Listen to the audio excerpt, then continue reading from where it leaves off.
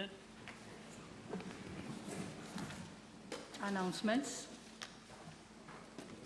Honourable members, I have the following announcement. Following the announcement I made at the sitting of Tuesday, 25th April 2023, regarding parliamentary overseas missions and the practice and mechanism thereof, I wish to inform the House of the following.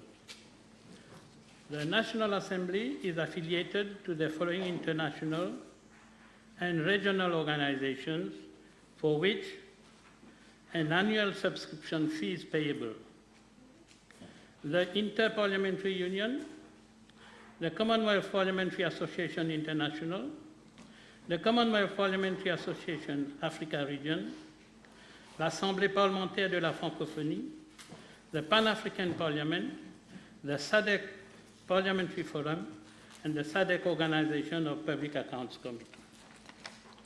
In addition, the following assembly, the National Assembly, is equally affiliated to the African, Caribbean, Pacific, European Union Joint Parliamentary Assembly, the World Trade Organization, the Commonwealth Association of Public Accounts Committees, and the International Renewable Energy Agency. In regard to these organizations, no subscription fee is payable. However, on 9th November 2022, l'Association des parlementaires de la Commission de l'Océan Indien was reactivated under my chairpersonship. The House may wish to note that the composition of these organizations is designated as follows: members from the government side by the Honorable Prime Minister, and members from the opposition side by the Leader of the Opposition, respectively. The composition of the delegation in each case is as follows: Inter-Parliamentary Union, the Speaker, as Leader of the delegation, Dr. the Honorable Ramdani and Honorable Ashiavaden. Commonwealth Parliamentary Association International, the Speaker, as Leader of the delegation, Honorable Dulab, Honorable Jatan, Honorable Shakil Mohammed. Commonwealth Parliamentary Association, Africa Region, the Speaker as Leader of the delegation, Honorable Dulab, Honorable Jatan, Honorable Amphol. L'Assemblée parlementaire de la francophonie, the Speaker as Leader of the delegation, Honorable Babli and Honorable David. Pan-African Parliament, Honorable Lachman Roy, Honorable Mayot, Honorable Leopold, Honorable Kirin, and Honorable Richard Duval. SADC Parliamentary Forum, the Speaker as Leader of the delegation, Honorable Tu, Honorable Itu, and Honorable Angchil. SADC Organization of Public Accounts Committees and the Commonwealth Association of Public Accounts Committees, meant for the chairperson and members of the Public Accounts Committee. Honorable Utim, chairperson, Honorable Ramiad, Honorable Amance, Honorable Dalia, Honorable Raoult, Honorable François, Honorable Dulab, Honorable Ganga Prasad, Honorable Nagalingam. The African, Caribbean, Pacific Union, European Union Joint Parliamentary Assembly, Honorable Danu. The World Trade Organization, Honorable Nakchedi. The International Renewable Energy Agency, Honorable Dalia and Honorable Osman Mohamed. Finally, members of the Executive Committee of the Association des parlementaires de la Commission de l'Océan Indien, Honorable François, Honorable Abbas Mahmoud, Honorable Foukion Bachar. I wish to highlight that the National Assembly also considers participation in other conferences, meetings, and other parliamentary events to which it is invited. These are processed on a case-to-case basis. Regarding the mechanism of the processing for the participation in overseas missions, on receiving notice of the meetings or invitation from the different organizations, as the case may be, the Speaker gives an approval in principle. Thereafter, financial clearance having been sought and obtained, the file is transmitted to the Honorable Prime Minister for final approval of the participation. However, as far As the participation of the speaker is concerned, the file is processed for the information of the Financial Secretary to make funds available and for onward transmission for the information of the Honorable Prime Minister. I have a second announcement. I also have to inform the House that pursuant to Section 59(2) of the Prevention of Corruption Act 2002, the Honorable Leader of the Opposition has, on 4th May 2023, designated Honorable Buddha, GCSK, to serve on the Parliamentary Committee on the Independent Commission Against Corruption. Thank you for your attention.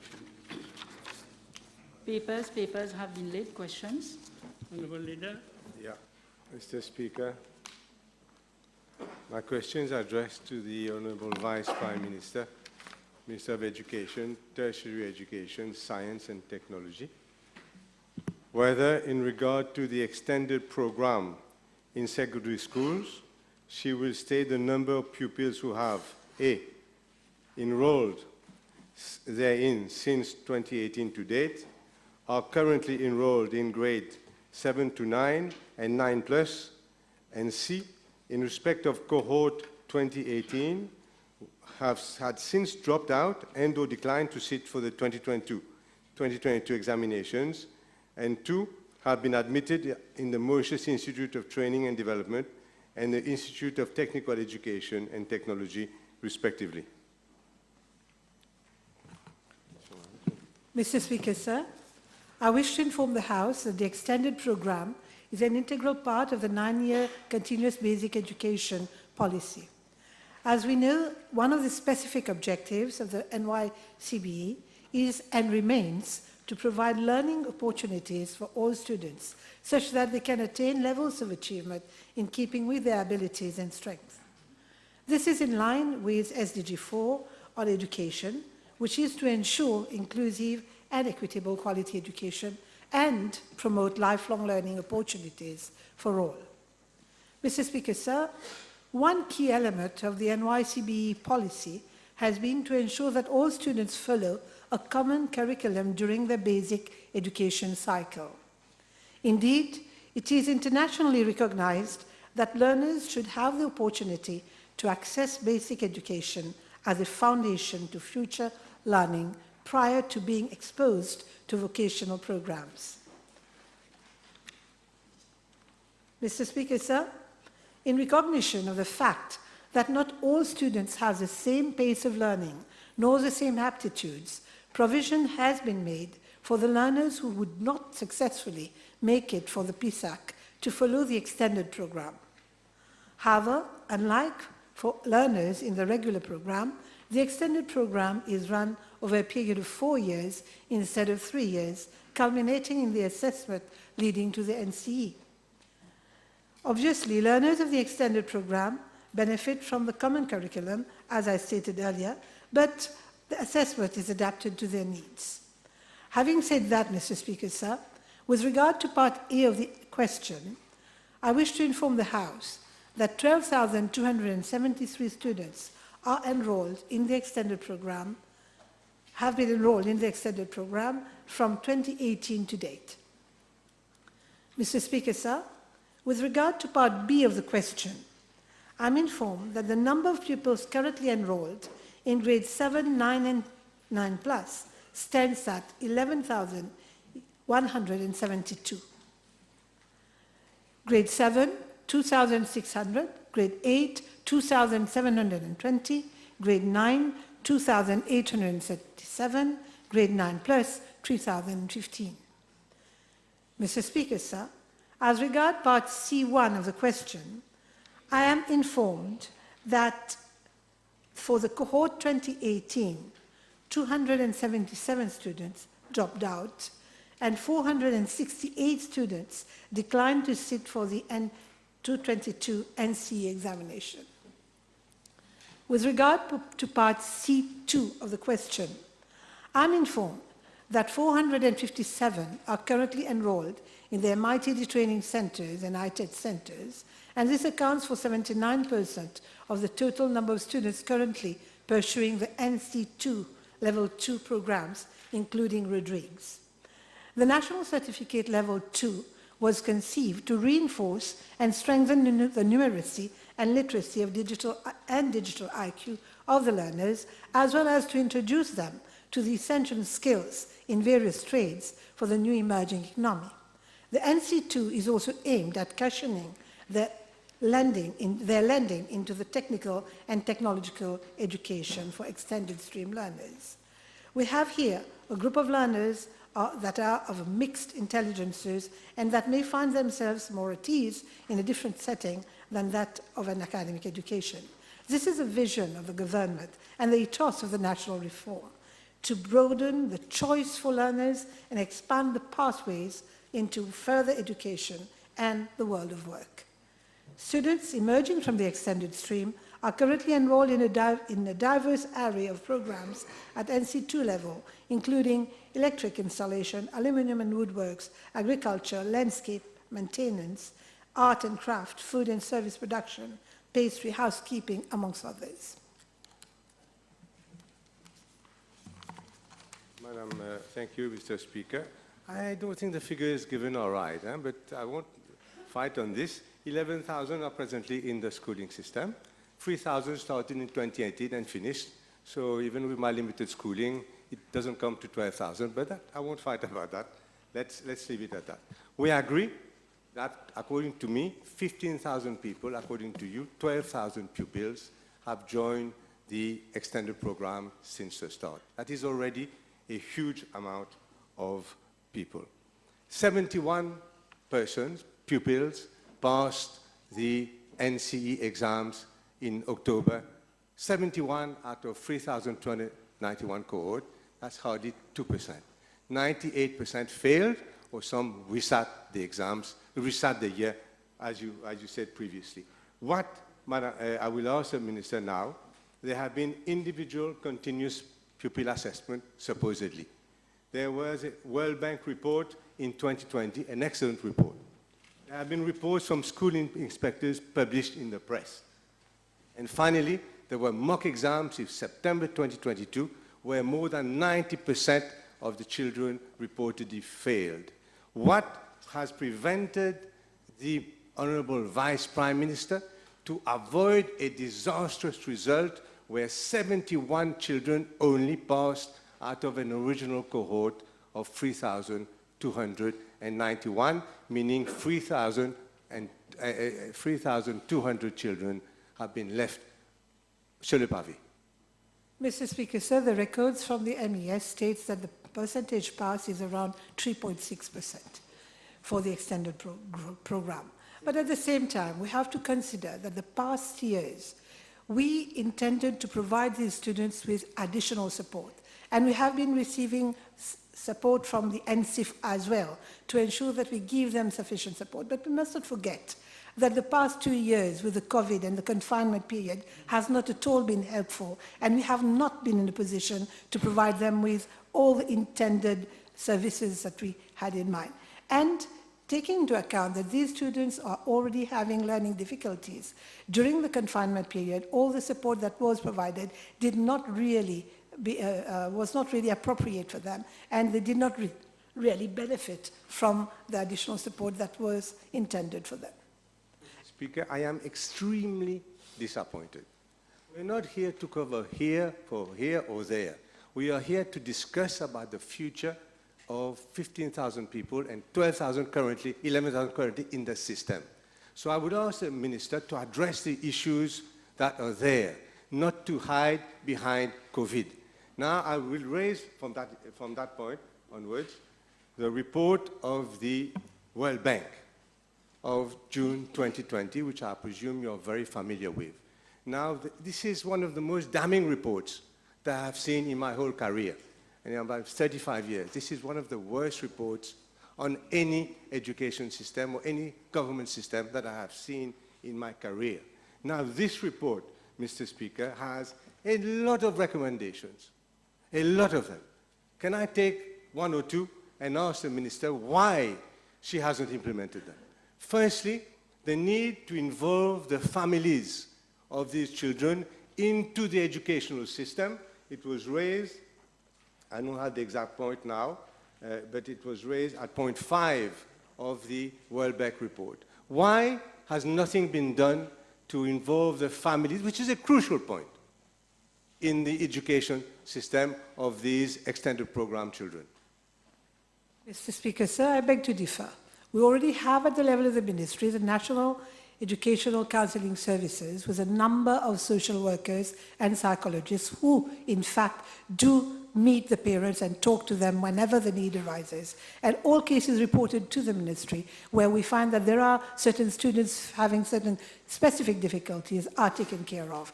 And the involvement of the parents has also been done with our partners from the NSIF who have been working with the parents, and we've been even working with NGOs helping the parents to try to follow what is happening at school with their children. Families and NSIF have been working with certain target, with the ministry, and there are certain students that are earmarked and identified, and this work is being done. Mr. Speaker, you see the problem?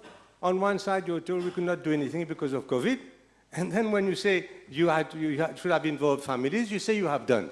So it's clearly nothing to do with COVID. Mr. Speaker, this is the point that I wanted to raise, that whatever was done, there has been an historical failure. Put your question. Of 71 people only passing. I have to explain, Mr. Speaker.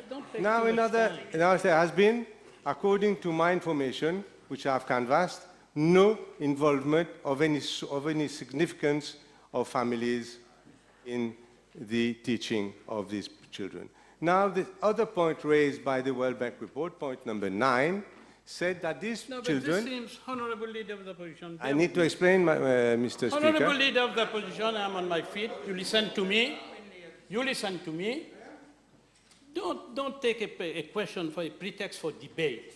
You're conducting a debate. Come, you have supplementary questions. Put as many supplementary questions. The population is waiting for the answers. Yes, and probably is not waiting for your intervention. Now, Mr. Speaker, I'd like to ask the Honourable Minister concerning innovative teaching methods. These children already failed in the normal system. Why, according to the World Bank, and according to teachers I've spoken to, why she hasn't ordered or recommended the use of innovative teaching methods, extracurricular activities, computer-based learning, etc. Why she hasn't recommended these? Mr. Speaker, sir, may I draw the attention of the House that the report that the Honourable Leader of the Opposition is talking about is the World Bank report and is a formative mid-term report for evaluation.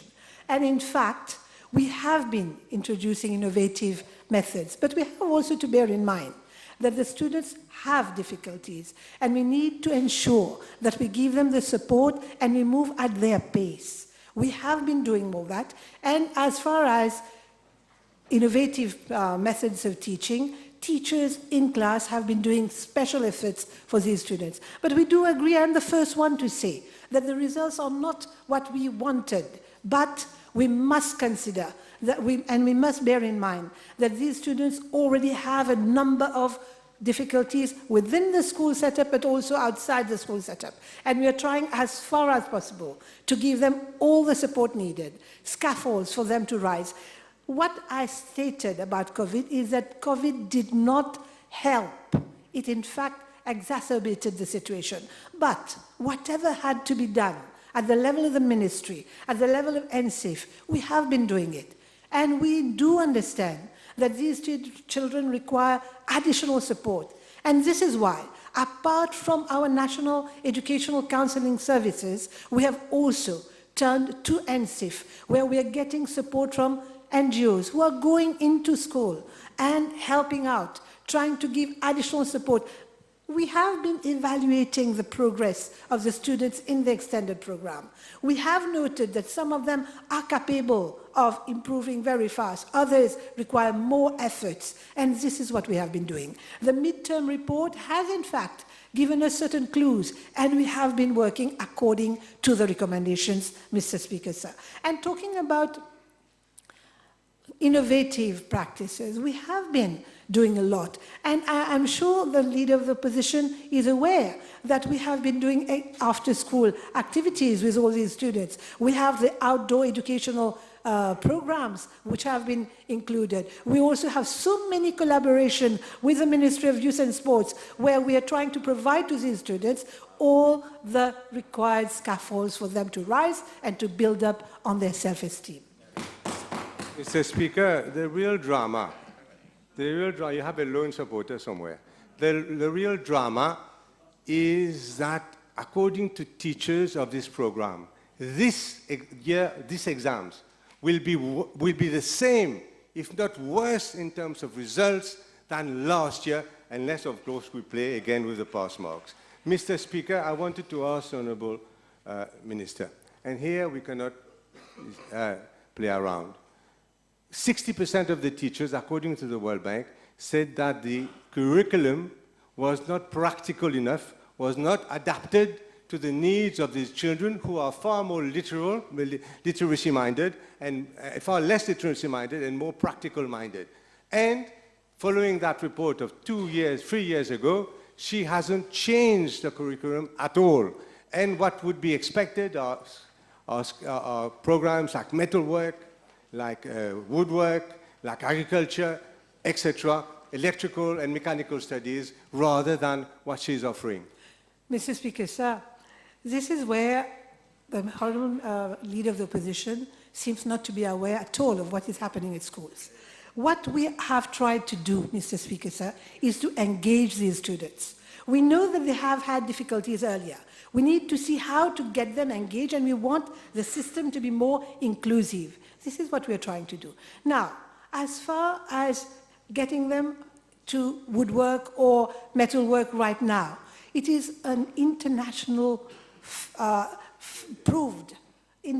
proved that we need not push children at a very young age into the vocational stream, but instead we should provide them with the necessary tools for them to be able to move on to the vocational training. This is what the NC level 2 is doing. We're trying to get them to build up on their knowledge and also to acquire the necessary skills to be able to move on to the next step. And talking about what is being done and about the assessment, I have in this very house, Mr. Speaker, sir, stated to an answer to a reply to a PQ addressed by Mr. Honourable Ganga Prasad that there are 2 committees at the level of the ministry working on the NCE, working on the extended program, and we are trying to see how best to support them. In fact, if the Honourable Leader of the Opposition had taken the pain to look at the annual program that is gazetted, he would have noted that even the assessment has been reviewed. And for passing the NCE for extended program, we have tried to help them more so that now they have to pass in 3 core subjects and any 3 other core subjects. So this is important. We have not been turning a deaf ear to whatever recommendations have been made. And as far as the teachers are concerned, we know that they are having a lot of difficulties, and I do understand that they're putting in a lot of efforts. Now we need to see how best we support these children. And we must not forget that these are the children that require the most of our support and attention. And this is what the ministry is doing. We are not rushing into things, Mr. Speaker, sir. We are carefully evaluating, following up, and trying to provide all support needed to these students. It is not enough to come and say that something is not working. Now, we have had in earlier other courses, the pre-vocational. Has there been any evaluation done of that program? None, never. But we are actually doing an evaluation, and we are following these students. We are working with the teachers. We are trying to support the teachers, because I do agree, I'm the first one to agree, that it's not easy to work with a mixed group of students with mixed abilities and all. But the teachers are doing an excellent work. We have come up with lots of support. It's true. The results that we have had are not to our expectations. But as I've said earlier, we must understand that COVID has impacted on all children, but mostly those that are weakest.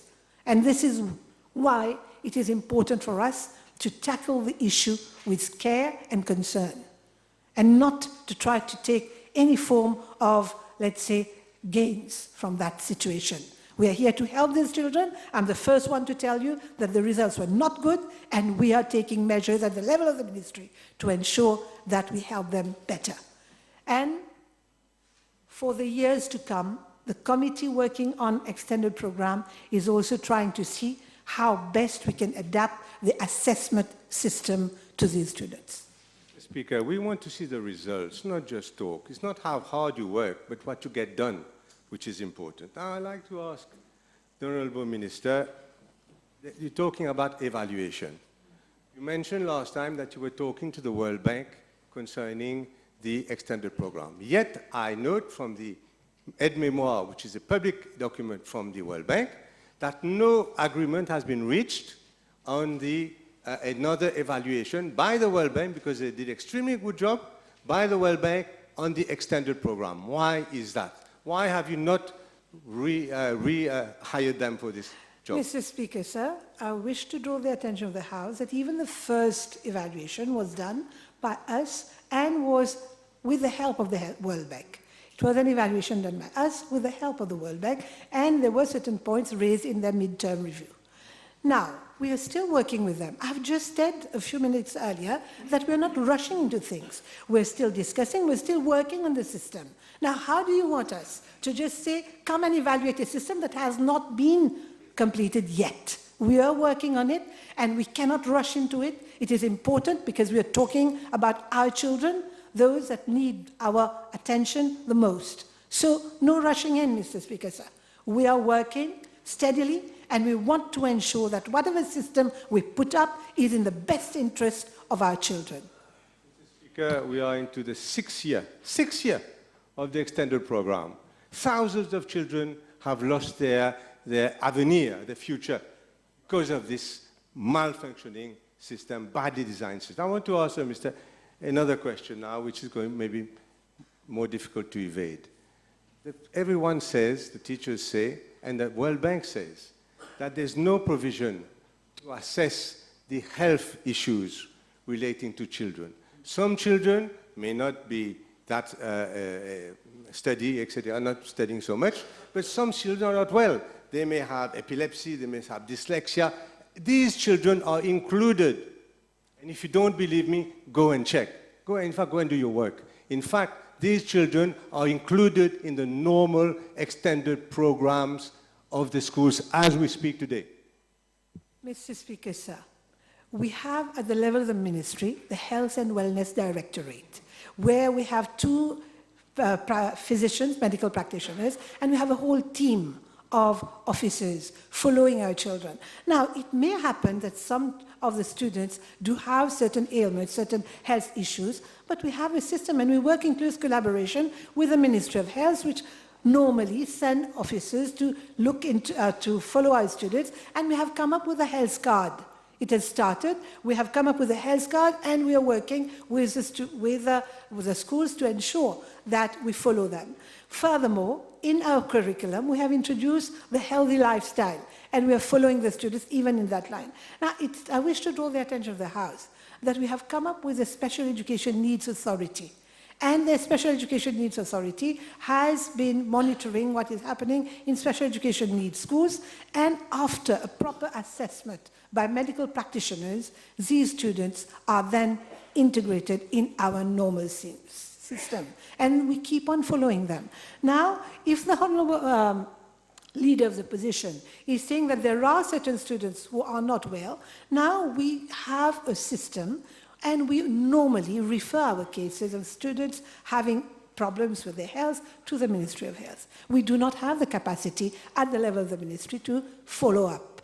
We just identify, we give immediate help and support, and then we refer cases to the Ministry of Health.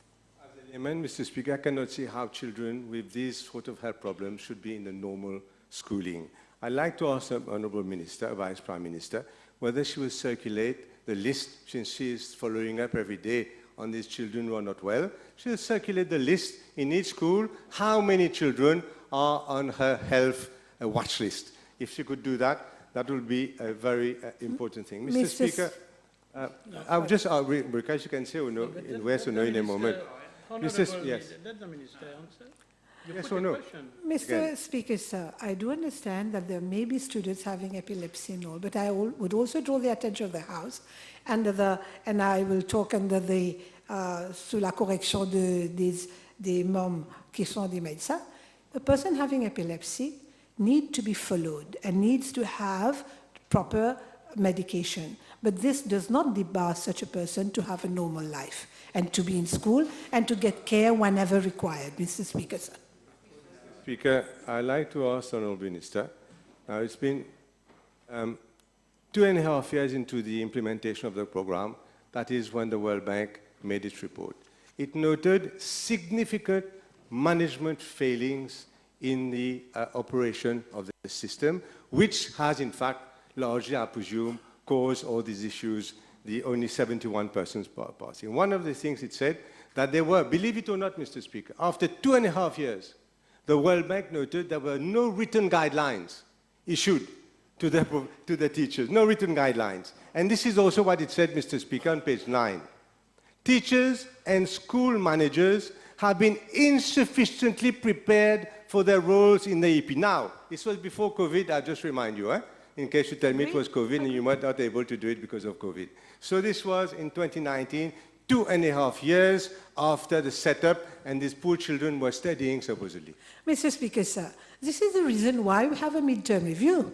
And this is the reason why we had this evaluation. I've stated earlier that this was an evaluation and it was there to guide us. Now, let me inform the Honourable Leader of the Opposition that since then, we've had a number of guidelines provided to all the practitioners, all the stakeholders. And if he's still referring to a report of 2019, I would suggest that he goes and sees what is being done right now at the level of our schools instead of getting stuck to that midterm review of 2019, Mr. Speaker, sir. My point, Mr. Speaker, was that 2.5 years afterwards, all these right people in the Ministry of Education had not come up with one single guideline and had not been able to form the very teachers that were supposed to train these poor children. Mr. Speaker, I'd like to reply on this. No, let me ask a question. I'd like to reply on what has just been said. The minister wants Now, to answer that. I would like to state that at the level of the ministry, with the Academy for Professionals in Education, we have been constantly having training for the teachers of EP, and we've not only stopped at that, we have also put up a platform for exchange, and we have a community of best practices established. And we do meet, these teachers meet regularly, and there is a lot that is being done that has escaped the vision of the Honourable Leader of the Opposition. I'm referring to the World Bank report. I'm not. The World Bank report is of 2019. No, 2020. 2.5 years after 2020, June 2020. Do not mislead the House on this issue. It is June 2020. Mr. Speaker, now, sir. Mr. Speaker, Wait. I'd like to ask... Wait a minute. The minister wants to reply to this. Mr. Speaker, sir, we are in 2023. We have been doing lots of work at the level of the ministry that seems that the Honourable Leader of the Opposition does not seem to be aware about. Now, we've been working with all these teachers. We have established platforms for them to exchange their practices, to learn from each other, to know what has to be done, and to avoid doing certain things that did not work well. So it is coming to tell me that in 2020, in 2019, things were set. 2020 or 2020, fine. We are in 2023. And in 2023, between 2020 and 2023, there are lots of work that have been carried out at the level of the ministry, which the Honourable Leader of the Opposition does not seem to be aware of. We're talking about 2020, June 2020. Mr. Speaker, obviously all this should be in the extended program, all these people clapping. Mr. Speaker, because obviously I've not understood anything. Mr. Speaker, I'd like to ask a question. Le poulailler continue. Anyway, Mr. Speaker. Order. Order. Honourable Leader of the Opposition, Honorable Leader of the Opposition, order. Order. Order. Honorable Toussaint, last time, order. Honorable Leader of the Opposition, I am on my feet, you listen. You say, I heard well. Those members on the other side have to be admitted to the extended course of the... Remove that. Thank you very much. Mr. Speaker, Mr. Honorable Toussaint should have cared about the 3,200 children who failed! You should have failed! You should have been prepared! 3,200 children! And now you have 3,000 this year! Order! Order! Order! Order! Order in the House. Honorable Minister, you may reply. Honorable Minister, you may reply. Order. The table has been advised that PQB 398 has been withdrawn. MP Login. B394, please.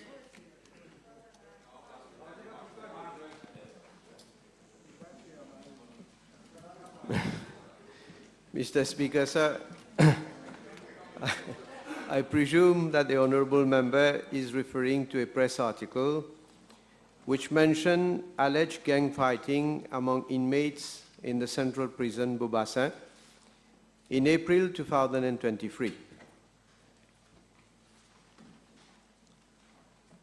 As a matter of fact, the Acting Commissioner of Prisons has informed me that the incident was actually a spontaneous fight among some detainees.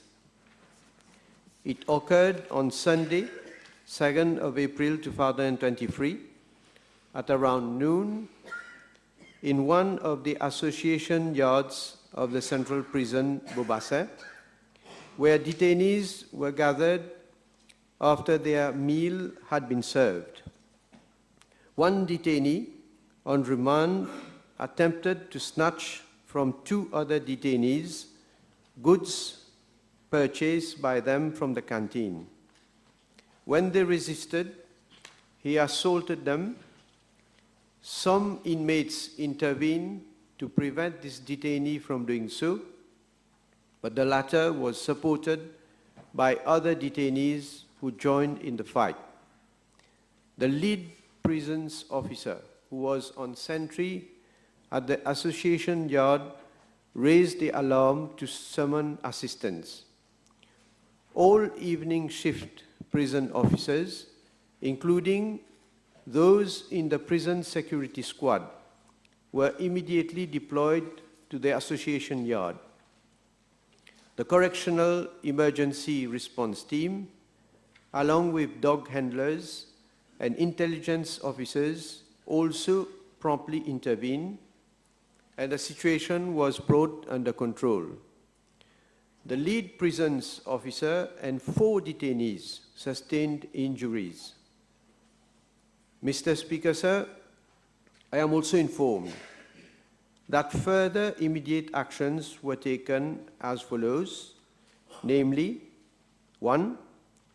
The lead prisons officer and 4 detainees who sustained injuries were dispensed first aid treatment by the prison health service officers.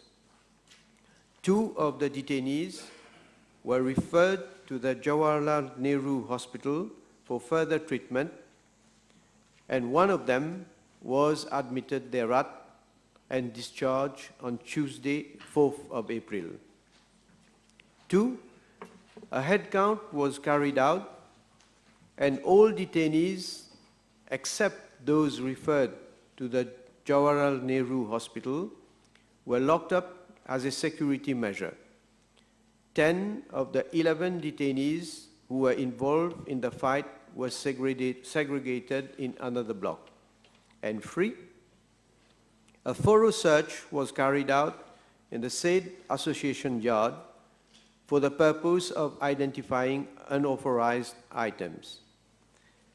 Mr. Speaker, sir, I am informed that on the following day, 10 of the 11 detainees who were involved in the fight were transferred to other penal institutions and segregated thereat as follows: free to the Phoenix prison, free to the Special Protection Unit at the Eastern High Security Prison Melrose, free to the Special Protection Unit at the Central Prison Beaubassin, and one to the Special Protection Unit at the Grand River Northwest Remand Prison. The detainee who was admitted to the Jawaharlal Nehru Hospital was, on his discharge on 4th of April 2023, segregated at the Special Protection Unit at the Central Prison Beaubassin.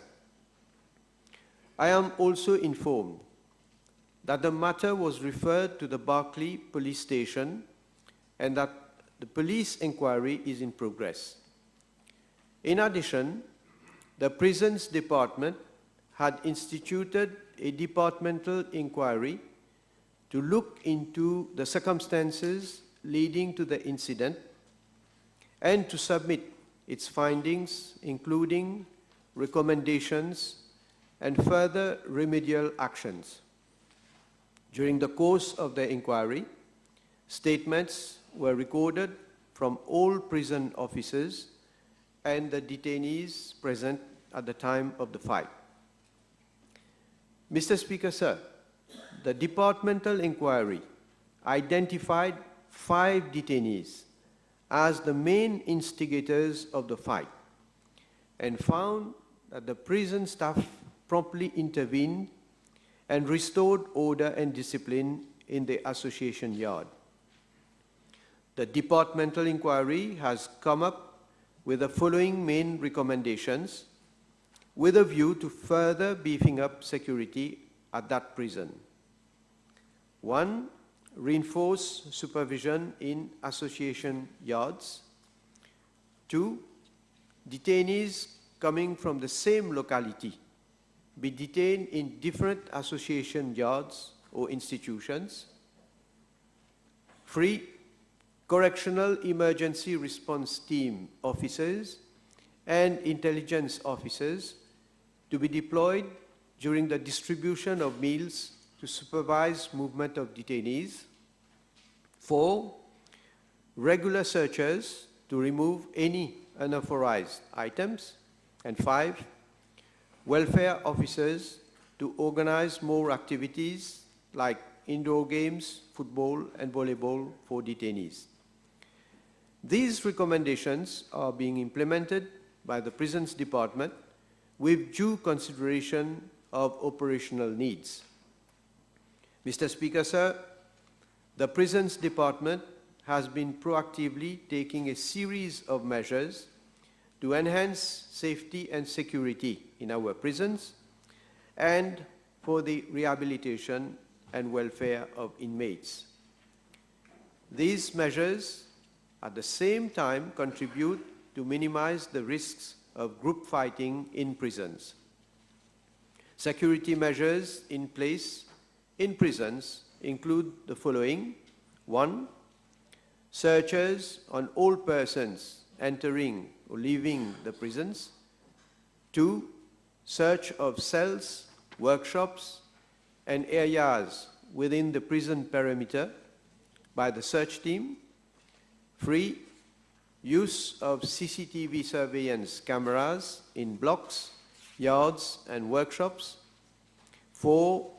Use of body orifice security scanner chair to detect hidden metallic prohibited articles in body cavity at Eastern High Security Prison, Beaubassin Prison, New Wing Prison, and Women Prison.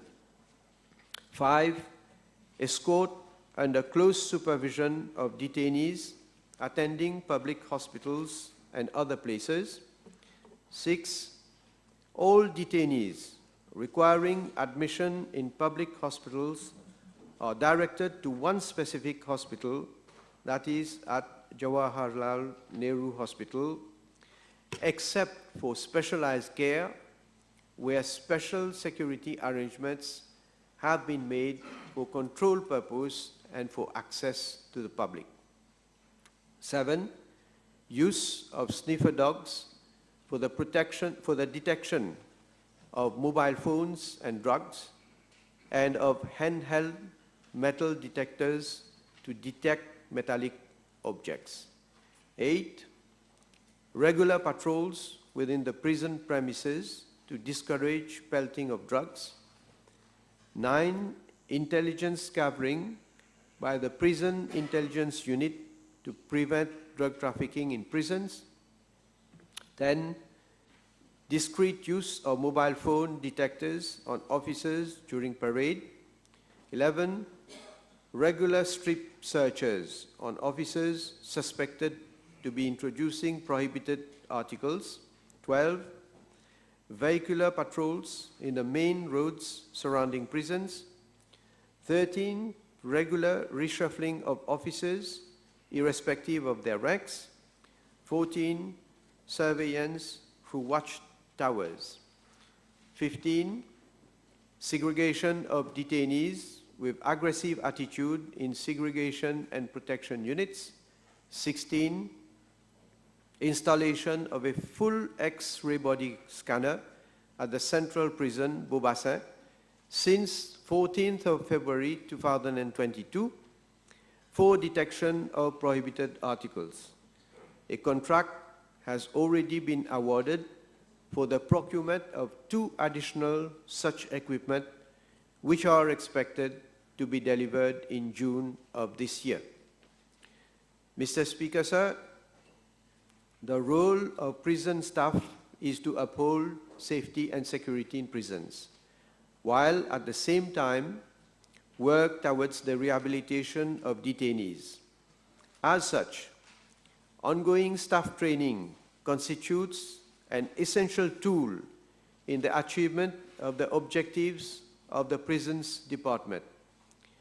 In order to render rehabilitation more effective and reduce recidivism, it is important that the criminogenic needs of offenders, that is, those factors in an offender's life that are directly related to recidivism, are targeted and addressed.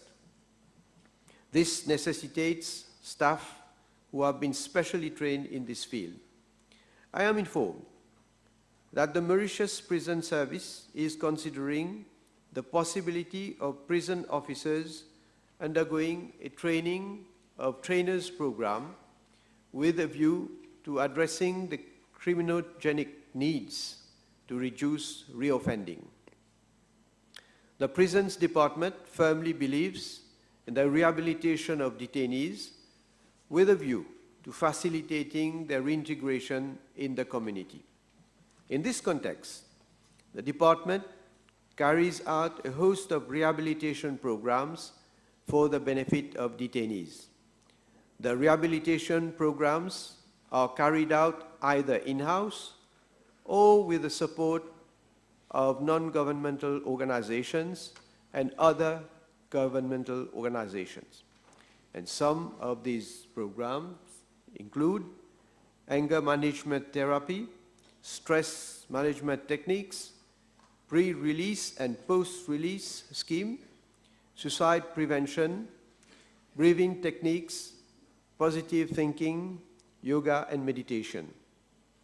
In addition, detainees also benefit from vocational training on pastry making, masonry, garment making, amongst others.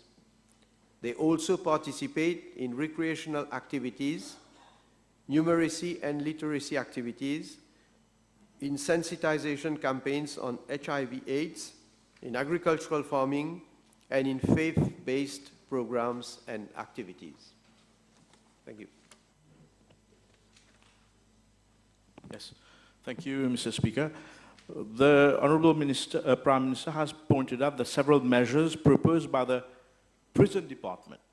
Is the Prime Minister aware that the Lam Shangling report way back in 2018 pointed out that there is a strong correlation between gang fighting, drugs, and corruption in our prison system. And is it not high time to have an independent assessment as to how our prison authorities are operating in this climate of drug, corruption, and gang fighting affecting our prison officers who are also working there?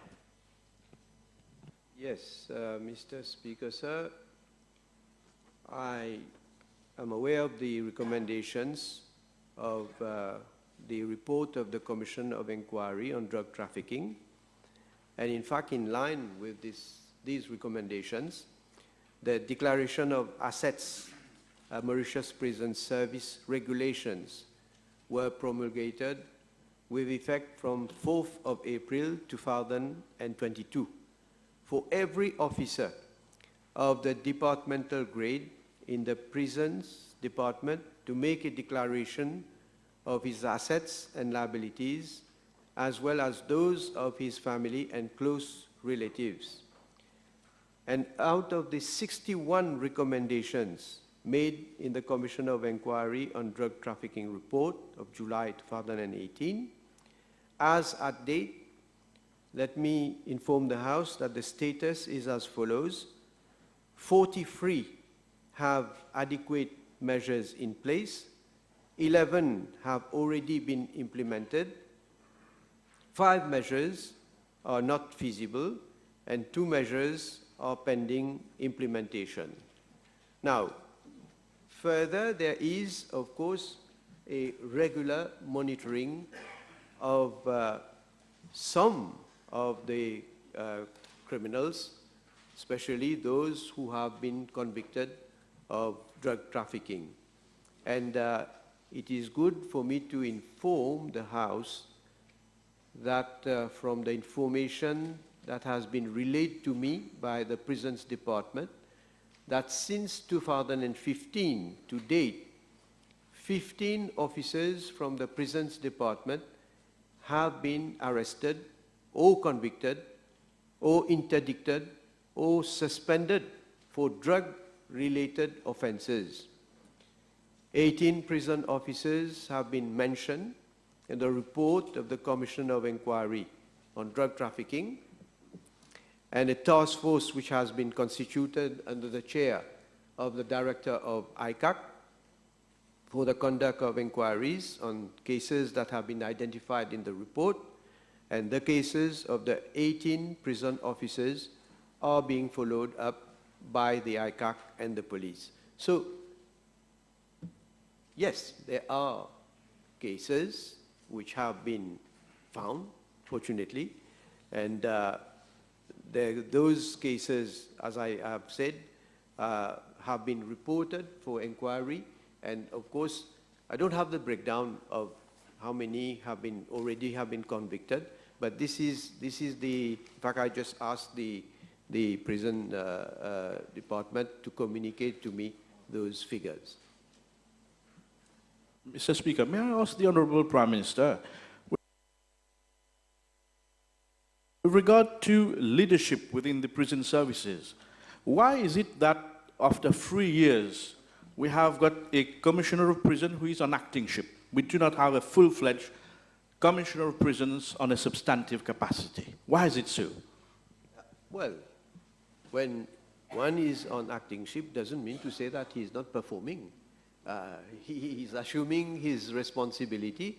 In fact, quite a number of measures have been taken. I have said in the House that all these measures that have been taken, so, well, we'll see in time to come whether he will be, who is going to be the commissioner or not.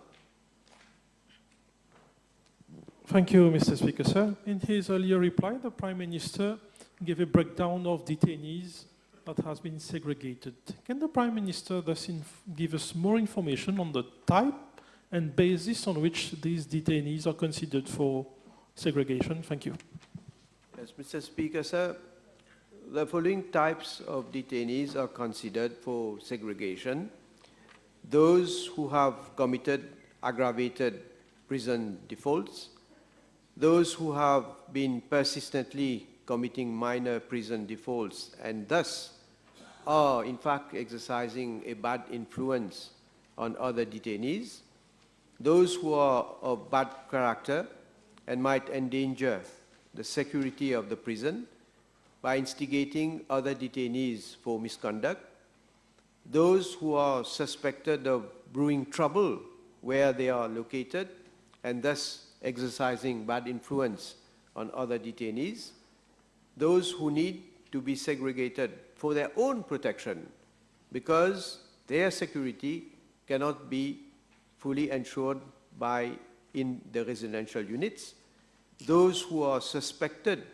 of or convicted for having committed serious criminal offenses and are a constant threat for the public safety, those involved in high-profile cases, and those who may tamper with evidence directly or indirectly by influencing witnesses or co-accused in custody to plead for their cause, those who are highly suspected to be indulged in trafficking in prison, and those who apply to be placed in segregation for protection. Of course, this is something that is considered and decision is taken ultimately. It is not merely on demand. So segregation may be in the form of transfer to another prison or to another unit within the existing prison. Honorable Badal. Thank you, Mr. Speaker, sir. The Prime Minister mentioned a spontaneous incident. I asked him whether it was a spontaneous incident or whether it was a règlement de compte between gangs involved in drug trafficking within the prison. And the second thing I would like to ask Mr. Speaker. One by one. This is supplementary question.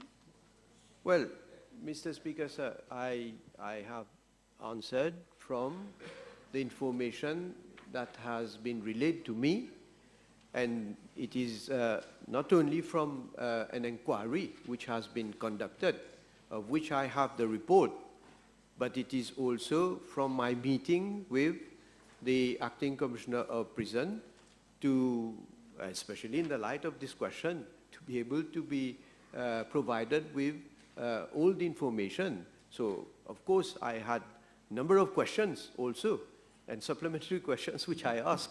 So, but to me, this is the information that has been relayed to me, that it was out of a spontaneous act with regard to meals.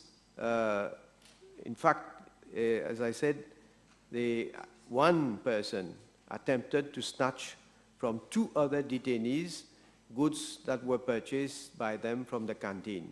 Maybe for the information of the House, it's good to know that, of course, all the prisoners are provided with meals, but there are those who do additional work of their own will.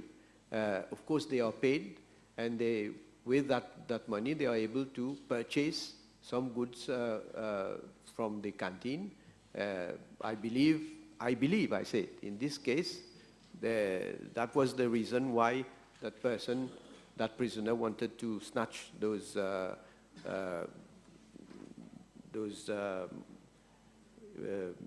well, they were meals from those two persons. So, but if the honourable member has information to the effect that could be or could have been a matter of some people getting fighting against another for whatever reason he's aware, of course you can provide me those information. I will of course look into it. The table has been advised that PQB 403, 404, 407, 409, 411 have been withdrawn. Honorable Mayot. B395.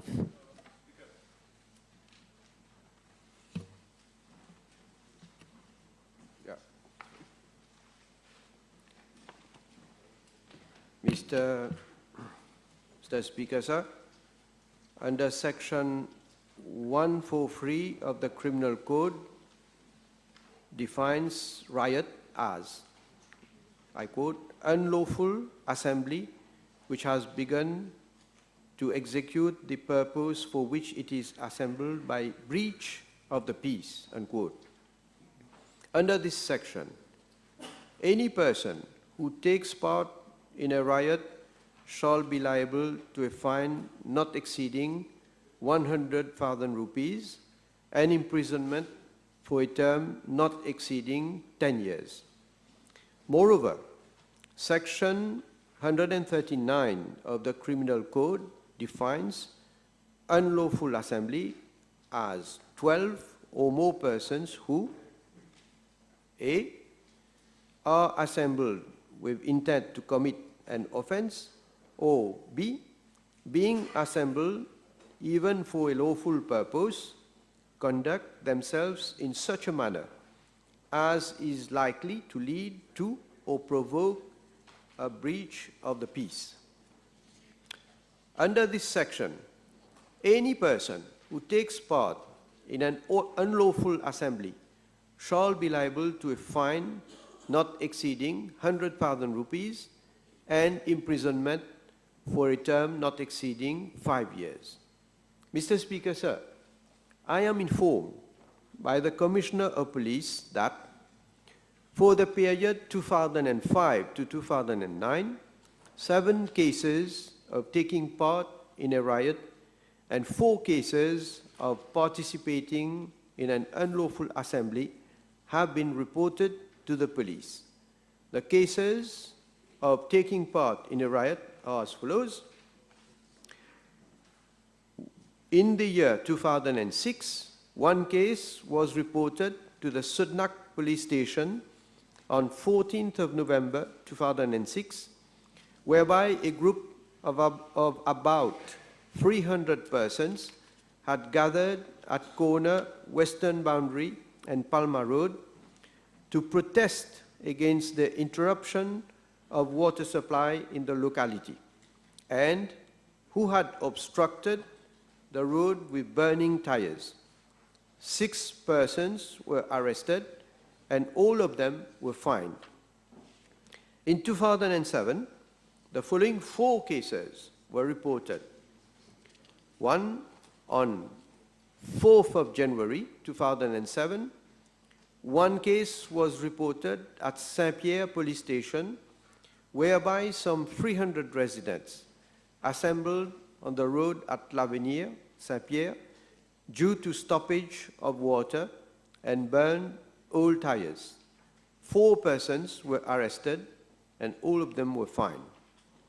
2, on 11th and 12th October 2007, 2 cases were reported at Bel Air, Rivière Sèche police station about some persons who were obstructing the road at Écoyard due to shortage of water.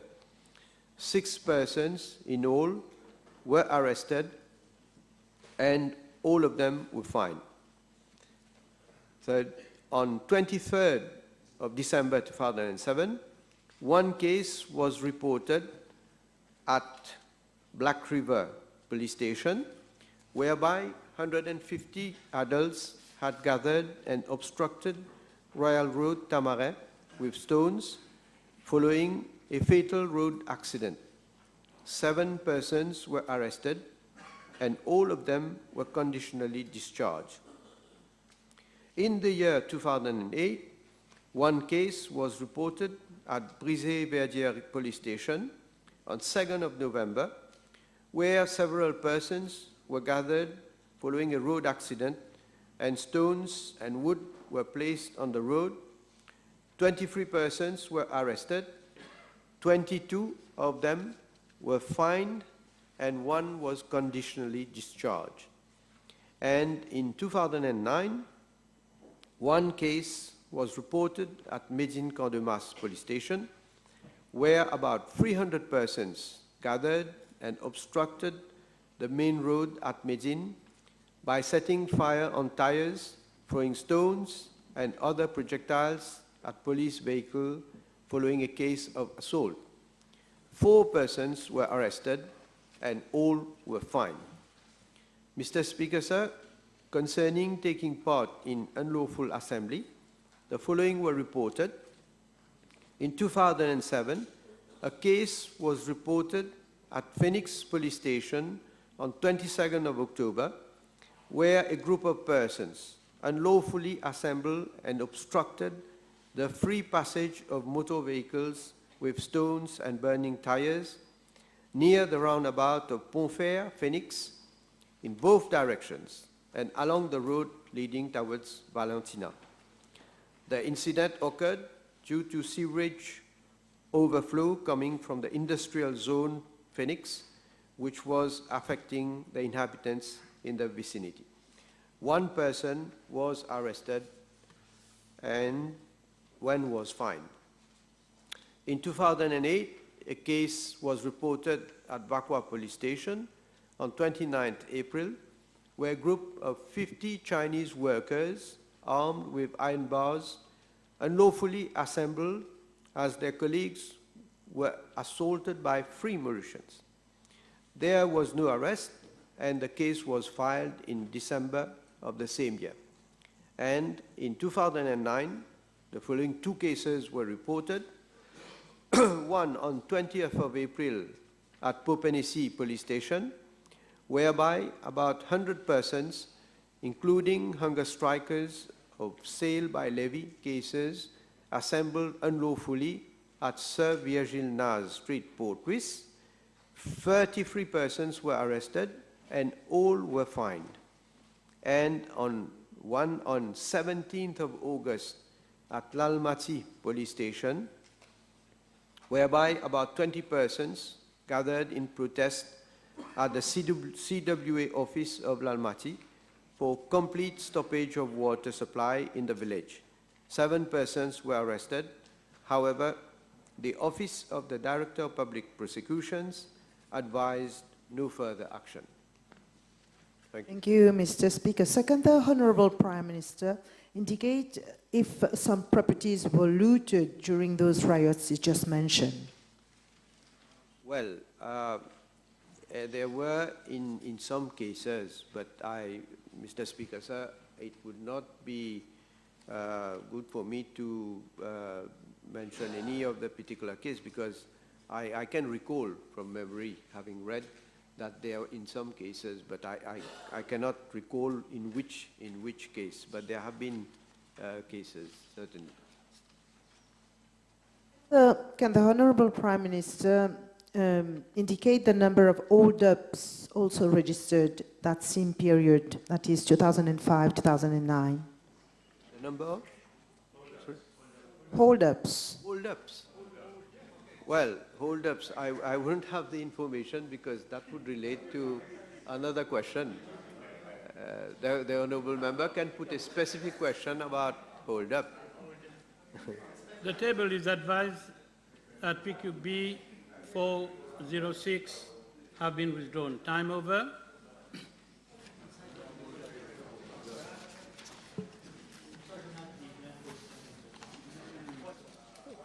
B413.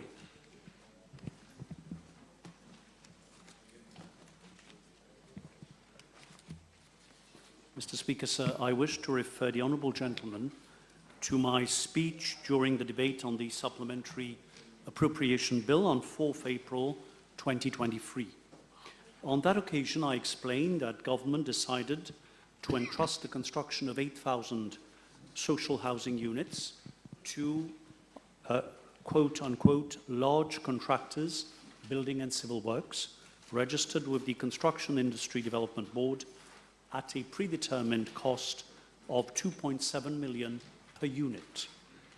Thereafter, discussions were held with the said contractors to gauge their interest, and a selective bidding exercise was carried out.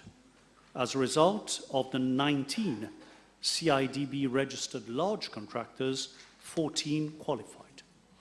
I am informed that further to discussions with the said contractors, and in order that they should conform to the predetermined cost and time frame, the board of the NSLD, after seeking appropriate technical and financial advice, decided that an advance payment facility of up to 25% of the contract amount, less contingencies, if any, would be offered as against appropriate guarantee, and this would be extended to all contractors invariably. Accordingly, the letters of intent issued to all 14 selected contractors do provide for the said advance payment. In all government contracts, after due tendering process, the maximum amount of advance payment that is made is 10%, as recommended by FIDIC, Fédération des Ingénieurs Conseils. This time, it is being enhanced to 25%, which will mean, can I ask the Honourable Minister, being given the large contracts involved, we are talking about 5.4 billion rupees of advance payment. If you go for 25%, multiplied by 8,000 units by 2.5 million rupees per unit, what guarantee, what arrangements has he made at the level of the NSLD and his ministry to ensure that these contractors are fit to receive this huge financial package, being given that even some of these contractors that he has referred to have not filed their latest financials at the Register of Companies? Mr. Speaker, firstly, I understand the question, and the concern is legitimate. As I have always said, we are talking of large amounts, and we're talking of public funds. Secondly, I wish to point out that I have not made any arrangements. The Honourable Gentleman said, has he made? I am the minister in charge of the Ministry of Housing. I have oversight, but I do not run the NSLD. These matters have been handled by the NSLD with appropriate support and advice from the Ministry of Finance. There have been, the question for government was whether we could go forward or not with the project to build a large amount of social housing units. Despite the difficulties posed by COVID and ensuing events such as the war in the Ukraine, the disruption of international, of global supply chains and value chains, translated into the increase of at least 30% of construction costs. We have discussed this. It was not just a matter of affordability for the state, but also of eventual affordability for the most disadvantaged sections of the community. So had we stuck to the traditional approach with consultants, PMCCs and so on, had we stuck with the standard pre-COVID conditions of 10% advance payment, certainly the project would have gone nowhere. And I'm sure the Honourable Gentleman would agree that the priority is to offer decent and adequate social housing to the poorer sections of the community. So government had to ensure that this project could be realized, albeit in phases. Now, for that purpose, a predetermined cost was set, and discussions with eventual contractors indicated that there would need to be some assistance to allow these contractors to meet the financial challenges and conform, on the one hand, to the predetermined cost, and on the other hand, to the predetermined time frame, the contractual time frame.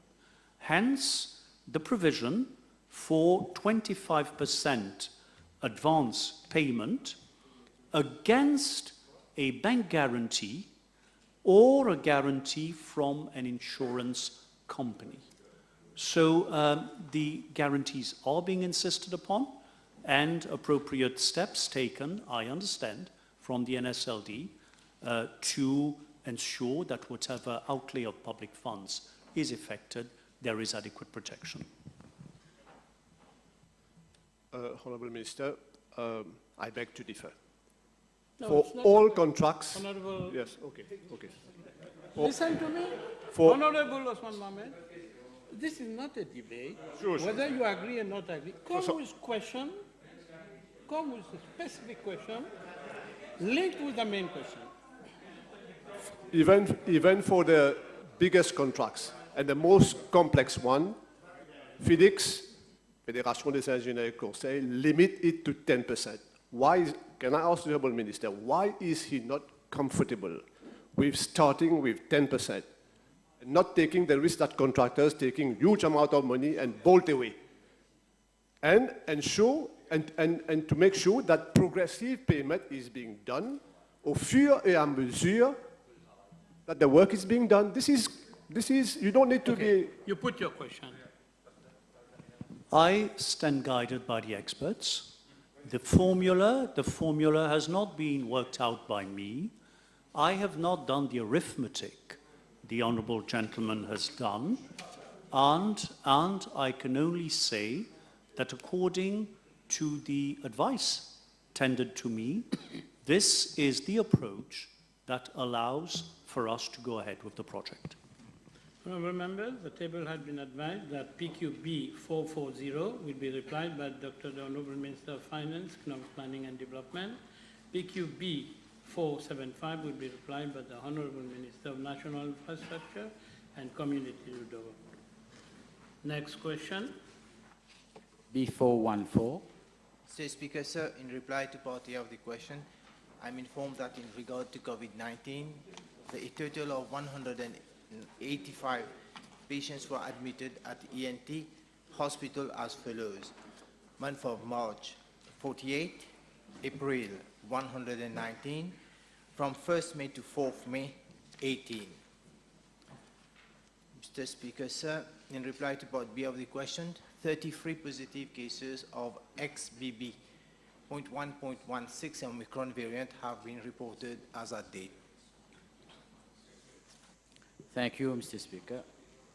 The Honourable Minister is surely aware that this particular variant, XBB.1.6, also known as Arcturus, has been declared as a variant of interest since March 2023. Likewise, SARS-CoV-19 was declared in January 2020. May I ask the Honourable Minister whether he will ensure this time that the most at risk, particularly the dialyzed patients, those with comorbidities, be given absolute priority for any sequential vaccination that may come up should any vaccine be found to be effective against Arcturus. And also his ministry... So this is not a supplementary question. If you read your standing orders, Honourable Member, you would find that.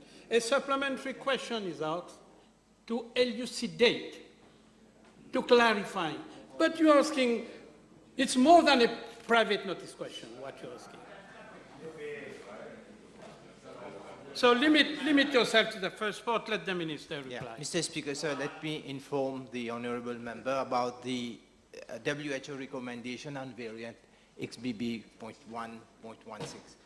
WHO indicates that this Omicron variant has a competitive advantage over previous circulating strains and spread more rapidly. The global risk assessment for this variant is low compared to the previous XBB 1.15 and the other currently circulating variants. On the other hand, WHO indicates that to date, in countries where the risk of infection by this variant is significant, namely in India and Indonesia, there is a slight increase in the number of bed occupancy, but relatively less than observed during previous waves. Moreover, the disease has not been observed to be more severe in those affected by XBB 1.16 strains. Mr. Speaker, sir, in regard to the vaccination being offered to the whole of the population, it is at this time, it's not a question giving priority to whoever, but it is being offered to the whole of the population. It is how the population also adhere to the current vaccination program against COVID-19. And I also ask the Honourable Minister whether he will consider to have a study correlate on one hand complications and on the other hand deaths associated with COVID-19 with regard to status and type of vaccines received, and if not, why not? Mr. Speaker, sir, regarding the any research or any study to be done, it depends upon, this is confidential information of a patient, so it all depends upon how we can maintain confidentiality of information and how we can produce results. So, and this also, it will depend upon the ethics committee to approve any study in this respect. Honourable members, the table had been advised that the following pictures have been withdrawn: B416, B419, B420, B447, B453, B455, B458, B460, sorry, B466, B477, B480, B485, B488, B494, B424, B449, B476. All questions withdrawn. Honourable Two.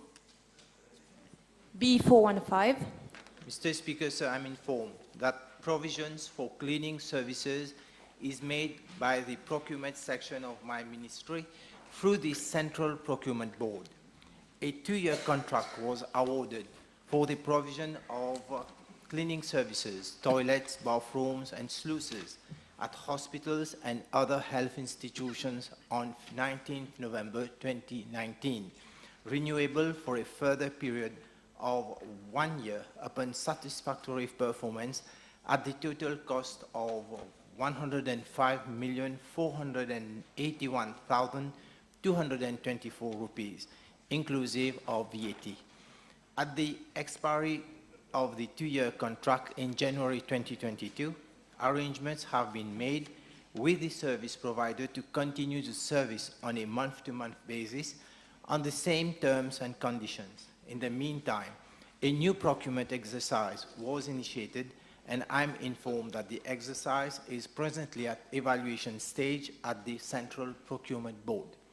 Mr. Speaker, sir, with regard to the execution of the contract, some 300 cleaners are deployed on a daily basis in 20 health institutions for cleaning services. The health institutions for cleaning services, the performance of the service providers as reported by the respective user departments have been found to be satisfactory, except for some shortcomings such as absenteeism or lateness of the crew, or the non-wearing of uniforms or identification badges while on service. However, performance assessment was mainly focused on the cleaning aspect of the contract at this stage, and penalty clauses have been applied for non-compliance of service. Mr. Speaker, sir, I'm informed that a number of explanations were also submitted to the National Audit Office with regard to proper monitoring and strict measures to ensure an acceptable level of cleaning. For example, the National Audit Office was informed that the attention of the service providers has been drawn that one supervisor should be posted at site over and above the cleaners, and to provide the required number of male staff as stipulated in the contract. The service provider has provided uniforms and badges to all cleaners. Regional hospitals should ensure that the service provider submit character certificates for all cleaners and are required to keep an updated database of the national identity cards for all cleaners to determine age eligibility and strict monitor sign attendances. Management meetings are held with the service provider on a regular basis, including the chief hospital administrator from headquarters, and occurrence books have been provided at hospital for cleaners to record their arrival and departure times. Moreover, since January 2022, a vendor rating mechanism has been introduced, and henceforth all suppliers are rated on their past performances so as to maximize value for money and in selecting the most appropriate bidder. It is primordial to emphasize the importance of ongoing monitoring and evaluation to ensure that security and cleaning services at hospitals remain effective and efficient.